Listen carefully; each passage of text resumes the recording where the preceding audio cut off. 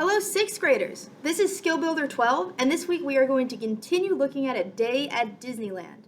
Over the last two skill builders, we've gotten from the beginning of the piece all the way to measure 35. So that's everything that you play in the Mickey Mouse March. Today we're going to tackle two tunes, The Great Outdoors and It's a Small World. But before we do that, let's take a look at what happens before The Great Outdoors at measure 36. I skipped over this last time, but I do want you to notice that at measure 36, the time signature changes. For all of the beginning, we were counting in 6/8. That was the new time signature, the new way of counting that we have worked really hard on this year. But at measure 36, the time signature changes. And so now for a little while, we are back to counting in 4/4, which is the time signature that we are familiar with. And so you can stop thinking about that 6/8 stuff as we move forward with these. So starting at measure 38 with The Great Outdoors, this is a super fun melody. It was a little bit tough to write in a part that incorporated things that we have learned so far to fit with the music. This is a little bit more of a complex tune. And so your part is pretty simple for this one, and we'll be able to go through this pretty quickly. If you take a look at measure 38, you have 6 measures of rest. So you're going to count 1, 2, 3, 4, 2, 2, 3, 4, 3, and all the way until you get to 6, 2, 3, 4. In class, I will show you a video so you can hear what to listen for in the orchestra, and that will be your signal to start counting at measure 38. And after you count your 6 measures of rest, you have 2 whole notes, 2 4-beat notes. One is an A and one is a G. It will sound like this. 1, 2, 3, 4, 1, 2, 3, 4. After that, you have 3 more measures of rest. And then at measure 49, you rest on the first beat and then play this on the note E. Let me do that one more time so you can hear the rhythm.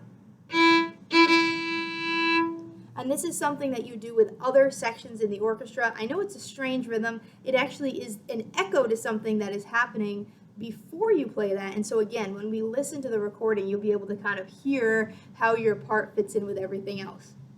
2 more measures of rest, and then we just have some half notes, some 2-beat notes, 4 of those, and then 1 dotted half note, a 3-beat note. So this is where you come in with a low A. For everyone except bass, this is 1 finger on G. For bass, this is your open A. So it's A, E, higher A, and D. 2, 3, 4.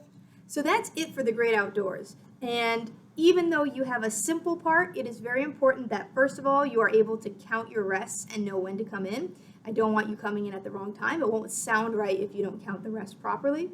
And then the second thing is that when it is time to come in, you know what to play and we're playing in tune. So it's still important to practice this, but hopefully this one's a little bit easier for you than the previous Mickey Mouse March.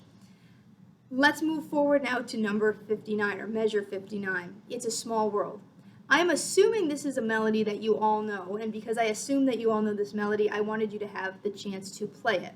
So at the beginning of It's a Small World, you do rest for 8 measures, but then at measure 67, it is your time to have the melody, and you do play it with a couple other sections in the orchestra, so you can have lots of confidence when you play this.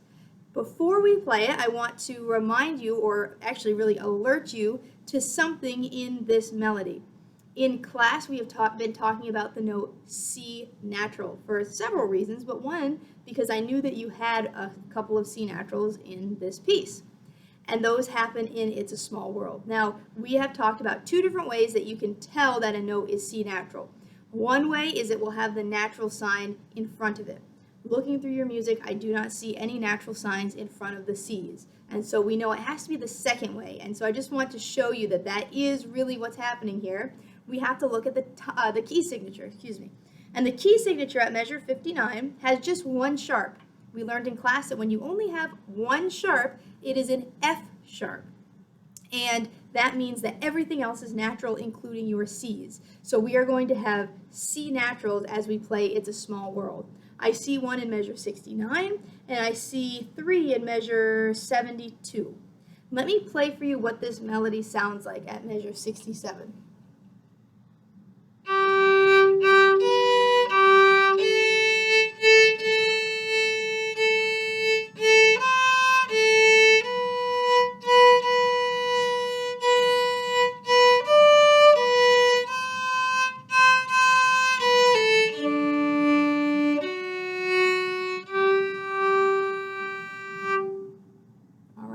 that is going to be the challenge for this week.